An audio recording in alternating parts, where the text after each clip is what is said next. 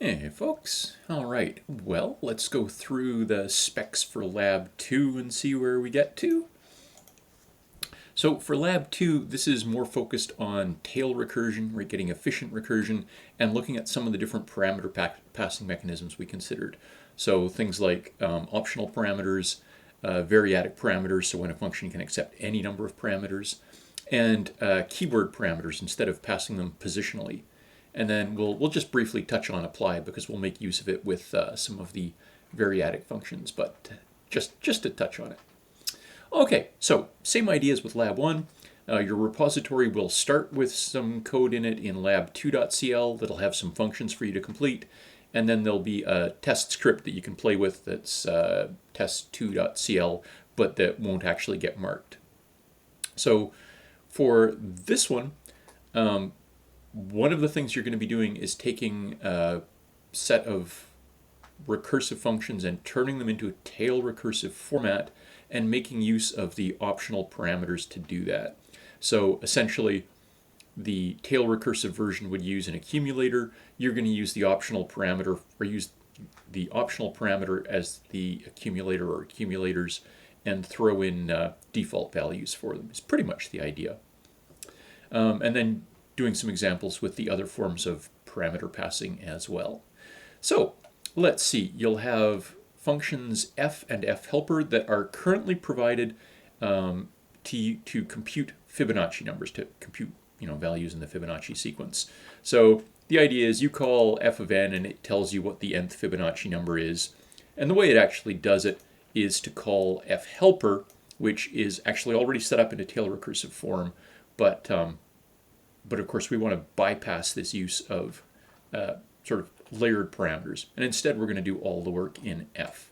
So let's actually take a look at that and it'll make a little bit more sense. So let me find my files here. How about, that looks likely. So you've got this function f, and at the moment all it does is double check to make sure that n is actually an integer. If it isn't, it returns nil. If n is an integer that's less than 3, it handles the base case, just returns 1. And otherwise, it calls this helper function. And basically this says, compute the nth Fibonacci number where the two previous Fibonacci numbers are provided. So you've got the nth, next, older, and recent. Blah.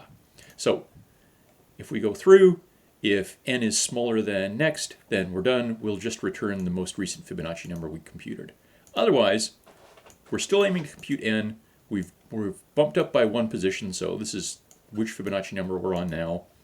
This is the most, this is going to be the previous Fibonacci number in the sequence, and this is going to be our newest number in the sequence. Blah. So this is our new nth Fibonacci number, if you like. This is the one before it, and this is a count of how many we've done so far. So when the count catches up to n, we're done.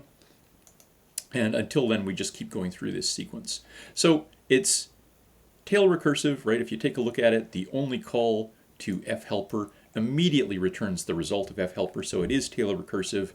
And so we get a reasonably efficient approach as opposed to the kind of generic Fibonacci computation, the simple recursive approach that's usually taken.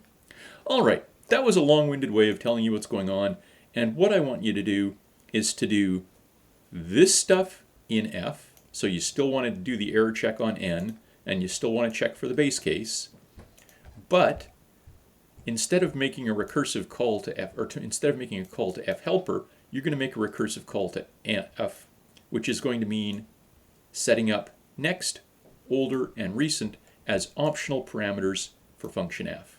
So essentially you just want to set those three up as optional parameters, and you want their default values to be what our initial values would have been in the recursive call. So f, or next would be 3, older would be 1, recent would be 1, and that gives us the optional parameters up here, our accumulators. If we get our generic call here, it's just going to complete, but otherwise it's going to go off in this recursive sequence. All right, so that's really all you're doing to maintain a tail recursive approach for f using optional parameters. It's not that bad. Okay, what else did I want to talk about? You've got a few more functions that you're going to be playing with. As you can see in the example here, there's a GT function, an isTree, and a SumTree. So you can probably guess that you're going to be playing with trees. And you can also see this variadic function GT. So it expects one mandatory parameter m, and then any number of additional parameters. So let's go back and talk about those functions. All right, so for GT, this is going to go through and it's going to find, out of all of the rest of the parameters that were provided after that first one, it's going to find all the ones who are bigger than that first value. So the first parameter m should be a real number. If it's not a real number, then GT should just return nil. So that first parameter, check and make sure it's a real number. And then you're going to go through and you can expect any number of additional parameters of any data type. And so what we want to do is to go through all of those and find out all the ones that are integers that are greater than m. So we want this to be done recursively, so no loops.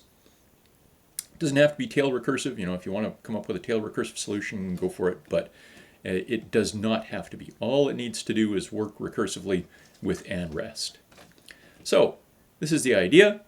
I will leave the joy of figuring that out to you. You will probably find that you need to use apply in a similar fashion to the way we were looking at it in the lectures, but I will leave that to you.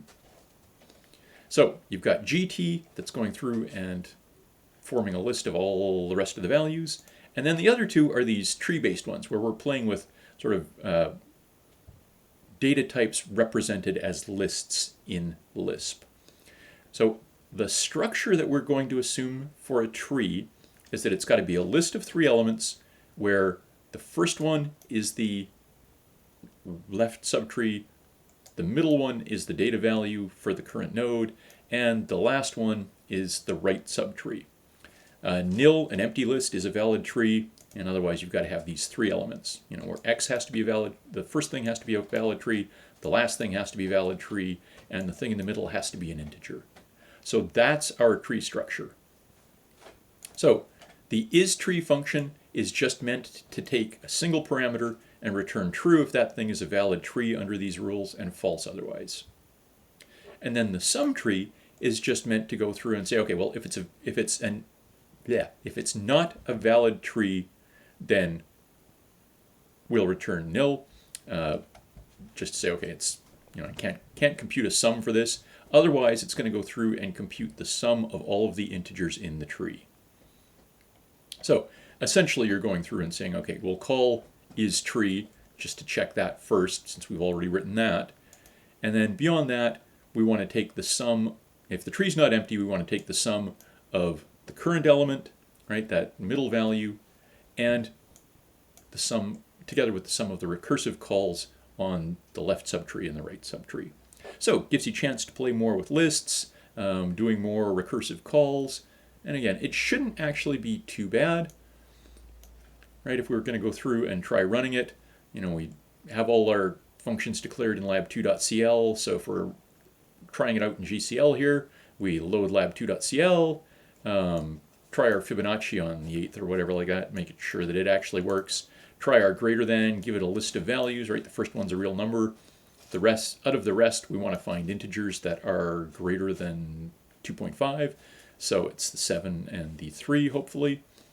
isTree, you know, if we give it a valid tree, it should come back with a yes. If we give it garbage, it should come back with a no. And the SumTree, you know, if we've got a tree here that's got 240 in the root, the left subtree has a 10 in it, and the right subtree has a -8 in it, then the sum of them is hopefully 242. So I don't think these ones should be too bad, but it does give you lots more practice with playing with lists and type checking and recursion and all of the fun and joy of lists and all the different forms of parameter passing that we haven't used otherwise. All right, I will leave it there for now.